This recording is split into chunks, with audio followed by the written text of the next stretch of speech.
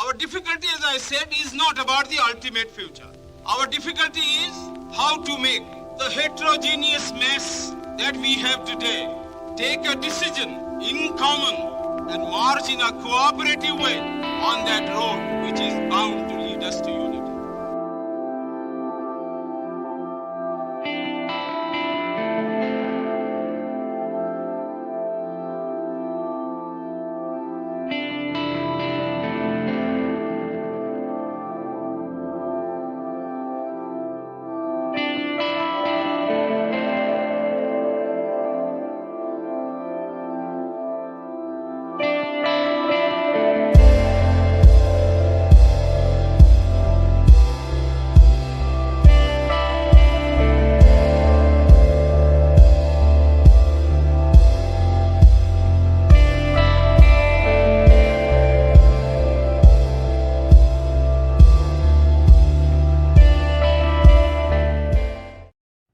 ಎಲ್ಲರಿಗೂ ನಮಸ್ಕಾರ.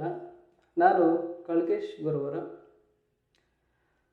ಅರುಣ್ ಜೋಳದಕುಳ್ಗಿ ಸರ್ ಅವರು ನಡೆಸಿಕೊಡುತ್ತಿರುವ ಅಂಬೇಡ್ಕರ್ ಓದು ಸರಣಿಯ ಭಾಗವಾಗಿ ನಾನೀಗ ಎಸ್ ದಂಡಪ್ಪ ಅವರು ಸಂಪಾದಿಸಿದ ಡಾಕ್ಟರ್ BR ಅಂಬೇಡ್ಕರ್ ಅವರ ವಿಚಾರಗಳು ಎನ್ನುವಂಥ ಕೃತಿಯಿಂದ ನನಗೆ ಯಾವುದೇ ತಾಯ್ನಾಡಿಲ್ಲ ಎನ್ನುವಂಥ ಅಂಬೇಡ್ಕರ್ ಅವರ ಒಂದು ಬರಹವನ್ನು ಓದ್ತಾ ಇದ್ದೇನೆ. 1931 ಜುಲೈ 3ನೇ ವಾರದಲ್ಲಿ 2ನೇ ದುಂಡು ಮೇಜಿನ ಸಭೆಗೆ ಹೋಗಲಿರುವ ಗಣ್ಯರ ಪಟ್ಟಿಯು ಬಿಡುಗಡೆಯಾಯಿತು. ಡಾಕ್ಟರ್ ಅಂಬೇಡ್ಕರ್ ಹಾಗೂ ಮಹಾತ್ಮ ಗಾಂಧಿಯವರಿಗೆ ಲಂಡನ್ನಿನಲ್ಲಿ ನಡೆಯಲಿದ್ದ ಈ ಸಭೆಗೆ ಆಹ್ವಾನ ನೀಡಲಾಗಿತ್ತು. ಆದರೆ ಮಹಾತ್ಮ ಗಾಂಧಿಯವರು ಈ ಸಭೆಯಲ್ಲಿ ಪಾಲ್ಗೊಳ್ಳುತ್ತಾರೆಯೇ ಎಂಬುದು ತಿಳಿದು ಬಂದಿರಲಿಲ್ಲ. ಆದ್ದರಿಂದ ಸ್ವಾಭಾವಿಕವಾಗಿಯೇ ಎಲ್ಲರ ಕಣ್ಣುಗಳು ಬೊಂಬಾಯಿಯಲ್ಲಿ ಮಣಿಭುವನ್ ಎಂಬ ಗಾಂಧೀಜಿಯವರು ತಂಗಿದ್ದ ಸ್ಥಳದ ಮೇಲೆ ನೆಟ್ಟಿದ್ದವು. ತಮ್ಮ ಬೇಡಿಕೆಗಳೇನು ಎಂಬುದನ್ನು ಗಾಂಧೀಜಿಯವರು ಡಾಕ್ಟರ್ ಅಂಬೇಡ್ಕರ್ ಅವರಿಗೆ ತಿಳಿಸಲು ಬಯಸಿದ್ದರು. ಆದ್ದರಿಂದ ಡಾಕ್ಟರ್ ಅಂಬೇಡ್ಕರ್ ಅವರಿಗೆ ಈ ಕೆಳಗಿನಂತೆ ಪತ್ರವನ್ನು ಗಾಂಧೀಜಿಯವರು ಬರೆದರು. ಡಾಕ್ಟರ್ ಶ್ರೀ ಅಂಬೇಡ್ಕರ್ ಅವರೇ, ಇಂದು ರಾತ್ರಿ 8 ಗಂಟೆಗೆ ನಾನು ನಿಮ್ಮನ್ನು ಭೇಟಿಯಾಗ ಬಯಸುತ್ತೇನೆ. ನಿಮಗೆ ಆ ವೇಳೆ ಸೂಕ್ತ ಎಂದು ಭಾವಿಸುತ್ತೇನೆ. ಒಂದು ವೇಳೆ ನಿಮಗೆ ನನ್ನಲ್ಲಿಗೆ ಬರಲು ತೊಡಕುಗಳಿದ್ದರೆ ನಾನೇ ಸಂತಸದಿಂದ ನಿಮ್ಮನ್ನು ಬಂದು ಕಾಣುತ್ತೇನೆ. ನಿಮ್ಮ ನಿಷ್ಠೆಯ MK ಗಾಂಧಿ. ಆಗಷ್ಟೇ ಡಾಕ್ಟರ್ ಅಂಬೇಡ್ಕರ್ ಅವರು ಸಾಂಗ್ಲಿಯಿಂದ ಆಗಮಿಸಿದ್ದರು ಹಾಗೂ ಜ್ವರದಿಂದ ಬಳಲುತ್ತಿದ್ದರು. ಆದರೂ ಗಾಂಧೀಜಿಯವರ ಪತ್ರಕ್ಕೆ ಉತ್ತರಿಸಿ ತಾವೇ ಅವರನ್ನು ಅಂದು ರಾತ್ರಿ 8 ಗಂಟೆಗೆ ಭೇಟಿಯಾಗಲು ಬರುವುದಾಗಿ ತಿಳಿಸಿದರು. ಆದರೆ ಸಂಜೆಯ ವೇಳೆಗೆ ಅವರ ಜ್ವರ 106ಕ್ಕೆ ಏರಿತ್ತು. ಆದ್ದರಿಂದ ಜ್ವರವು ಬಿಟ್ಟ ನಂತರ ಬಂದು ಕಾಣುವುದಾಗಿ ಪತ್ರ ಬರೆದರು. ಅಂತೆಯೇ ಆಗಸ್ಟ್ 14ರಂದು ಗಾಂಧೀಜಿಯವರನ್ನು ಭೇಟಿಯಾಗಲು ಡಾಕ್ಟರ್ ಅಂಬೇಡ್ಕರ್ ಹೋದರು. ಮಧ್ಯಾಹ್ನ 2 ಗಂಟೆಯ ವೇಳೆಗೆ ಅವರು ಮಣಿಭುವನ್ ತಲುಪಿದರು. ಅವರೊಂದಿಗೆ ಅವರ ಆಪ್ತರಾದ ದೇವರಾವ್ ನಾಯಕ್, ಶಿವ್ ಠಾಕರ್, ಪ್ರಧಾನ್, ಬಾಬುರಾವ್ ಗಾಯಕ್ವಾಡ್, ಖಾಡ್ರೇಕರ್ ಅವರುಗಳು ತೆರಳಿದ್ದರು. ಅಂಬೇಡ್ಕರ್ ಅವರನ್ನು 3ನೇ ಮಹಡಿಗೆ ಕರೆತರಲಾಯಿತು. ಗಾಂಧೀಜಿಯವರು ಡಾಕ್ಟರ್ ಅಂಬೇಡ್ಕರ್ ಅವರ ಹತ್ರ ತಿರುಗಿದರು. ಕೆಲ ಕುಶಲ ಪ್ರಶ್ನೆಗಳ ನಂತರ ನೇರವಾಗಿ ಅವರು ವಿಷಯಕ್ಕೆ ಬಂದರು.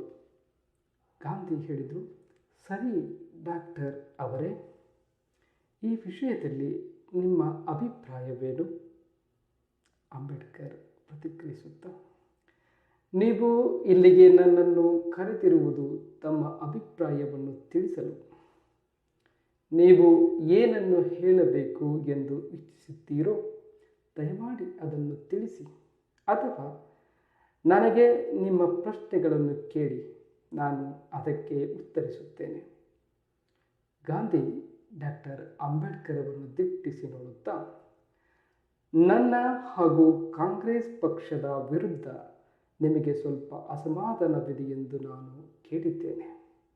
ಆದರೆ ಅಸ್ಪೃಶ್ಯರನ್ನು ಕುರಿತು ನಾನು ನನ್ನ ಶಾಲೆಯ ದಿನಗಳಿಂದಲೂ ಚಿಂತಿಸುತ್ತಾ ಬಂದಿದ್ದೇನೆ ಎಂದು ನಾನು ನಿನಗೆ ತಿಳಿಸಲು ಬಯಸುತ್ತೇನೆ. ಆಗ ತಾವಿನ್ನೂ ಜನಿಸಿರಲೇ ಇಲ್ಲ. ಕಾಂಗ್ರೆಸ್ ಪಕ್ಷದ ಹೋರಾಟದಲ್ಲಿ ಈ ಸಮಸ್ಯೆಯನ್ನು ಸೇರ್ಪಡೆಗೊಳಿಸಲು ನಾನೆಷ್ಟು ಕಷ್ಟಪಟ್ಟಿರುವೆ ಎಂದು ನಿಮಗೆ ತಿಳಿದಿರಬಹುದು. ಕಾಂಗ್ರೆಸ್ ಪಕ್ಷದ ವೇದಿಕೆಯಲ್ಲಿ ಈ ಸಮಸ್ಯೆಗೆ ನಾನು ಸ್ಥಾನವನ್ನು ಒದಗಿಸಿಕೊಟ್ಟಿರುವೆ. ಇದಕ್ಕೆ ಕಾಂಗ್ರೆಸ್ನ ಕೆಲ ನಾಯಕರು ವಿರೋಧ ವ್ಯಕ್ತಪಡಿಸಿದ್ದರು. ಇದೊಂದು ಧಾರ್ಮಿಕ ಹಾಗೂ ಸಾಮಾಜಿಕ ಪಿಡುಗು, ಇದನ್ನು ರಾಜಕೀಯ ಸಮಸ್ಯೆಗಳಿಗೆ ಬೆರೆಸಬಾರದು ಎಂದಿದ್ದರು. ಇಷ್ಟೇ ಅಲ್ಲ, ಅಸ್ಪೃಶ್ಯರ ಏಳಿಗೆಗಾಗಿ ಕಾಂಗ್ರೆಸ್ ಪಕ್ಷವು 20 ಲಕ್ಷಕ್ಕಿಂತಲೂ ಅಧಿಕ ಮೊತ್ತ ವ್ಯಯಿಸಿದೆ. ಆದ್ದರಿಂದ ನಿಮ್ಮಂಥ ಕೆಲವರು ನನ್ನ ವಿರುದ್ಧ ಹಾಗೂ ಕಾಂಗ್ರೆಸ್ ವಿರುದ್ಧ ಬಂಡಾಯ ಎದ್ದಿರುವುದು ನನಗೆ ಅತ್ಯಂತ ಆಶ್ಚರ್ಯ ಉಂಟು ಮಾಡಿದೆ. ನೀವು ನಿಮ್ಮ ನಿಲುವನ್ನು ಸಮರ್ಥಿಸಿಕೊಳ್ಳಲು ಏನನ್ನಾದರೂ ಹೇಳಲು ಇಚ್ಛಿಸಿದರೆ ಹೇಳಬಹುದು. ಗಾಂಧೀಜಿಯವರ ಎಲ್ಲ ಪ್ರಶ್ನೆಗಳಿಗೆ ಅಂಬೇಡ್ಕರ್ ಪ್ರತಿಕ್ರಿಯಿಸುತ್ತಾ, ನೀವು ನಾನು ಜನಿಸುವುದಕ್ಕೂ ಮೊದಲಿನಿಂದಲೂ ಅಸ್ಪೃಶ್ಯರನ್ನ ಕುರಿತು ಚಿಂತಿಸುತ್ತಿದ್ದೀರಿ ಎಂಬುದು ಸತ್ಯವೇ ಮಹಾತ್ಮಾಜಿ? ಎಲ್ಲ ಹಿರಿಯರು ನಮ್ಮ ಮುಂದೆ ತಮ್ಮ ವಯಸ್ಸಿನ ಹಿರಿಮೆಯನ್ನು ಒತ್ತಿ ಹೇಳುತ್ತಾರೆ. ನಿಮ್ಮ ಹೋರಾಟದಿಂದಲೇ ಕಾಂಗ್ರೆಸ್ ಪಕ್ಷವು ಈ ಸಮಸ್ಯೆಯನ್ನು ಗಂಭೀರವಾಗಿ ಪರಿಗಣಿಸಿರುವುದು ಸತ್ಯವೇ? ಆದರೆ ಇದಕ್ಕೆ ಅಧಿಕೃತ ಮುದ್ರೆ ಒತ್ತಿರುವುದನ್ನು ಹೊರತುಪಡಿಸಿದರೆ ಈ ಸಮಸ್ಯೆ ನಿವಾರಣೆಗಾಗಿ ಕಾಂಗ್ರೆಸ್ ಪಕ್ಷವು ಪೂರ್ಣ ಪ್ರಮಾಣದ ಪ್ರಯತ್ನವನ್ನೇನೂ ಮಾಡಿಲ್ಲ. ನೀವು ಅಸ್ಪೃಶ್ಯರ ಏಳಿಗೆಗೆ ಕಾಂಗ್ರೆಸ್ ಪಕ್ಷ 20 ಲಕ್ಷ ವೆಚ್ಚ ಮಾಡಿದೆ ಎಂದಿರುವಿರಿ. ಆದರೆ ಅದೆಲ್ಲ ವ್ಯರ್ಥ ಎಂದು ನಾನು ಹೇಳುತ್ತೇನೆ. ಇಷ್ಟೊಂದು ಬೆಂಬಲವು ನನ್ನ ಬಳಿ ಇದ್ದರೆ ನಾನು ನನ್ನ ಜನರ ದೃಷ್ಟಿಯನ್ನು ಮತ್ತು ಆರ್ಥಿಕ ಪರಿಸ್ಥಿತಿಯನ್ನು ಬದಲಿಸುತ್ತಿದ್ದೆ. ಆ ರೀತಿಯ ಒಂದು ವ್ಯವಸ್ಥೆ ಆಗಿದ್ದಿದ್ದರೆ ನೀವು ಈ ಮೊದಲೇ ನನ್ನನ್ನು ನೋಡಿರುತ್ತಿದ್ದೀರಿ. ಆದರೆ ಒಂದು ವಿಷಯವನ್ನು ನಾನು ನಿಮಗೆ ತಿಳಿಸಲು ಇಚ್ಛಿಸುತ್ತೇನೆ. ಅದೇನೆಂದರೆ, ಕಾಂಗ್ರೆಸ್ ಪಕ್ಷಕ್ಕೆ ಈ ನಿಟ್ಟಿನಲ್ಲಿ ಸಾಕಷ್ಟು ನಿಷ್ಠೆ ಇಲ್ಲ. ಒಂದು ವೇಳೆ ಅದಕ್ಕೆ ನಿಷ್ಠೆ ಇದ್ದಿದ್ದರೆ ಕಾಂಗ್ರೆಸ್ ಪಕ್ಷದ ಕಾರ್ಯಕರ್ತರು ಖಾಲಿ ತೊಡುವುದನ್ನು ಈ ಪಕ್ಷ ಕಡ್ಡಾಯಗೊಳಿಸಿದಂತೆ. ಇಷ್ಟು ಹೊತ್ತಿಗಾಗಲೇ ಅಸ್ಪೃಶ್ಯತೆಯನ್ನು ಹೋಗಲಾಡಿಸುವುದನ್ನು ತನ್ನ ನಿಯಮಗಳಲ್ಲಿ ಒಂದು ಎಂದು ಅದು ಪರಿಭಾವಿಸುತ್ತಿತ್ತು. ಯಾರೂ ಅಸ್ಪೃಶ್ಯರನ್ನು ಮನೆಯಲ್ಲಿ ಕೆಲಸಕ್ಕೆ ಇರಿಸಿಕೊಳ್ಳುವುದಿಲ್ಲವೋ, ಇಲ್ಲವೇ ಅಸ್ಪೃಶ್ಯರ ಮಕ್ಕಳ ಶಿಕ್ಷಣದ ಜವಾಬ್ದಾರಿಯನ್ನು ಹೊತ್ತುಕೊಳ್ಳುವುದಿಲ್ಲವೋ ಅಂಥವರಿಗೆ ಕಾಂಗ್ರೆಸ್ ಪಕ್ಷದ ಸದಸ್ಯತ್ವವನ್ನೇ ನೀಡಬಾರದು. ಒಂದು ವೇಳೆ ನೀವು ಈ ರೀತಿ ಮಾಡುತ್ತಿದ್ದರೆ ಇಂದು ಜಿಲ್ಲಾ ಕಾಂಗ್ರೆಸ್ ಪಕ್ಷದ ಅಧ್ಯಕ್ಷರೊಬ್ಬರು ಇಂದು ಒಬ್ಬ ಅಸ್ಪೃಶ್ಯನ ದೇವಸ್ಥಾನದ ಒಳಗೆ ಪ್ರವೇಶಿಸದಂತೆ ಹೇಗೆ ತಡೆಯುತ್ತಿದ್ದರು? ಕಾಂಗ್ರೆಸ್ಸಿಗೆ ಈಗ ಅಗತ್ಯ ಇರುವುದು ಜನಬಲ. ಆದ್ದರಿಂದ ಈ ರೀತಿಯ ನಿಯಮ ಹೇರುವುದು ಅಸಾಧ್ಯ ಎಂದು ನೀವು ವಾದಿಸಬಹುದು. ಆಗ ಕಾಂಗ್ರೆಸ್ಸಿನಲ್ಲಿ ನೀತಿ ನಿಯಮಗಳಿಂದ ಜನಬಲಕ್ಕೆ ಹೆಚ್ಚು ಮನ್ನಣೆ ನೀಡಲಾಗುತ್ತಿದೆ ಎಂದು ನಾನು ಹೇಳಬೇಕಾಗುತ್ತದೆ. ಕಾಂಗ್ರೆಸ್ ಹಾಗೂ ನಿಮ್ಮ ವಿರುದ್ಧ ನನ್ನ ಆರೋಪ ಇದುವೇ. ಬ್ರಿಟಿಷರು ಹೃದಯವಂತರಾಗಿ ವರ್ತಿಸುವುದಿಲ್ಲ ಎಂದು ನೀವು ಹೇಳುತ್ತೀರಿ. ಆದರೆ ಹಿಂದೂಗಳು ಕೂಡ ನಮ್ಮ ಸಮಸ್ಯೆಗೆ ಹೃದಯವಂತರಾಗಿ ವರ್ತಿಸಿಲ್ಲ ಎಂದು ನಾನು ಹೇಳುತ್ತೇನೆ. ಅವರು ಎಷ್ಟು ದಿನ ಹೀಗೆ ನಿಷ್ಠುರವಾಗಿ ವರ್ತಿಸುವರೋ ಅಲ್ಲಿಯವರೆಗೂ ನಾವು ಕಾಂಗ್ರೆಸ್ ಪಕ್ಷವನ್ನಾಗಲಿ ಹಿಂದೂಗಳನ್ನಾಗಲಿ ನಂಬುವುದಿಲ್ಲ. ನಾವು ಆತ್ಮಗೌರವ ಹಾಗೂ ಸ್ವಸಹಾಯದಲ್ಲಿ ನಂಬಿಕೆ ಇಡುತ್ತೇವೆ. ನಾವು ಕೇವಲ ಮಹಾನಾಯಕರಲ್ಲಿ ಅಥವಾ ಮಹಾತ್ಮರಲ್ಲಿ ನಂಬಿಕೆ ಇಡುವುದಿಲ್ಲ. ಈ ಅಂಶವನ್ನು ನಾನು ಅತ್ಯಂತ ಸ್ಪಷ್ಟವಾಗಿ ಹೇಳಬಯಸುತ್ತೇನೆ. ಇತಿಹಾಸ ನನಗೆ ಒಂದು ವಿಷಯವನ್ನು ಚೆನ್ನಾಗಿ ತಿಳಿಸಿದೆ. ಅದೇನೆಂದರೆ, ತಮ್ಮನ್ನು ತಾವು ಮಹಾತ್ಮರು ಎಂದು ಕರೆದುಕೊಳ್ಳುವವರು ಜೋರಾಗಿ ಧೂಳನ್ನು ಎಬ್ಬಿಸುತ್ತಾರೆ ಅಷ್ಟೇ. ಆದರೆ ಅದರಿಂದ ಯಾವ ಸಮಸ್ಯೆಗೂ ಪರಿಹಾರ ಸಿಗುವುದಿಲ್ಲ. ಕಾಂಗ್ರೆಸ್ಸಿಗರು ನಮ್ಮ ಹೋರಾಟವನ್ನು ವಿರೋಧಿಸುವುದಕ್ಕೆ ನನ್ನನ್ನು ಒಬ್ಬ ದೇಶದ್ರೋಹಿ ಎಂದು ಕರೆಯುವುದೇಕೆ? ಡಾಕ್ಟರ್ ಅಂಬೇಡ್ಕರ್ ಅವರು ಇದೀಗ ಮತ್ತಷ್ಟು ಉತ್ತೇಜಿತರಾಗಿದ್ದರು. ಅವರ ಕಣ್ಣುಗಳು ಕೆಂಡ ಕಾರುತ್ತಿತ್ತು ಹಾಗೂ ಮುಖ ಬೆಳಗುತ್ತಿತ್ತು. ಒಂದು ಕ್ಷಣ ಸುಮ್ಮನಾದ ಅವರು ಅತ್ಯಂತ ಕಹಿಯಾದ ಹಾಗೂ ನಿಷ್ಠುರವಾದ ದನಿಯಲ್ಲಿ ತಮ್ಮ ಮಾತುಗಳನ್ನು ಮುಂದುವರಿಸಿದರು. ಗಾಂಧೀಜಿಯವರೇ, ನನಗೆ ಯಾವುದೇ ತಾಯ್ನಾಡಿಲ್ಲ. ಆಶ್ಚರ್ಯದಿಂದ ಗಾಂಧಿ ಅವರನ್ನು ದಿಟ್ಟಿಸುತ್ತಾ ಅವರ ಮಾತನ್ನು ತುಂಡರಿಸುತ್ತಾ, ನಿಮಗೆ ಖಂಡಿತವಾಗಿಯೂ ತಾಯ್ನಾಡಿದೆ. ನೀವು ದುಂಡು ಮೇಜಿನ ಸಮ್ಮೇಳನದಲ್ಲಿ ಕೈಗೊಂಡ ಕಾರ್ಯಗಳ ಬಗ್ಗೆ ನನಗೆ ವರದಿ ಇದೆ.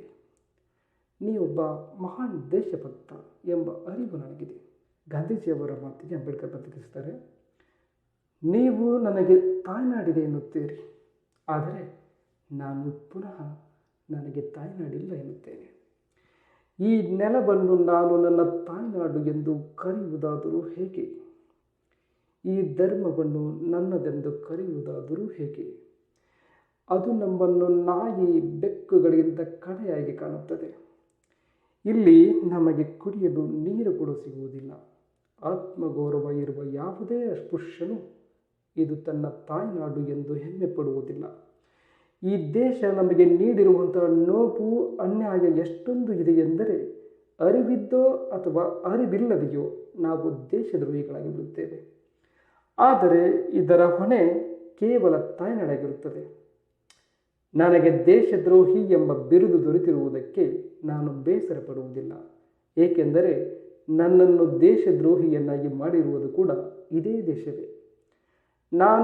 ನೀವು ಹೇಳುವಂತೆ ನಾನು ಈ ದೇಶಕ್ಕೆ ಉಪಯೋಗ ಆಗುವಂಥವು ಯಾವುದೇ ಸೇವೆಯನ್ನಾದರೂ ಮಾಡಿದ್ದರೆ ಅದು ನಿಷ್ಕಳಂಕವಾದ ಮನಸ್ಸಿನಿಂದ ಮಾಡಿರುವುದೇ ಹೊರತು ಈ ದೇಶದ ಮೇಲಿರುವ ಭಕ್ತಿಯಿಂದಲ್ಲ. ನನ್ನ ಜನರು ನೂರಾರು ವರ್ಷಗಳಿಂದ ದಬ್ಬಾಳಿಕೆಗೆ ಒಳಗಾಗಿದ್ದಾರೆ. ಅವರಿಗೆ ಕನಿಷ್ಠ ಮಾನವ ಹಕ್ಕುಗಳನ್ನು ದೊರಕಿಸಿಕೊಡಲು ನಾನು ಹೋರಾಡುತ್ತಿದ್ದೇನೆ.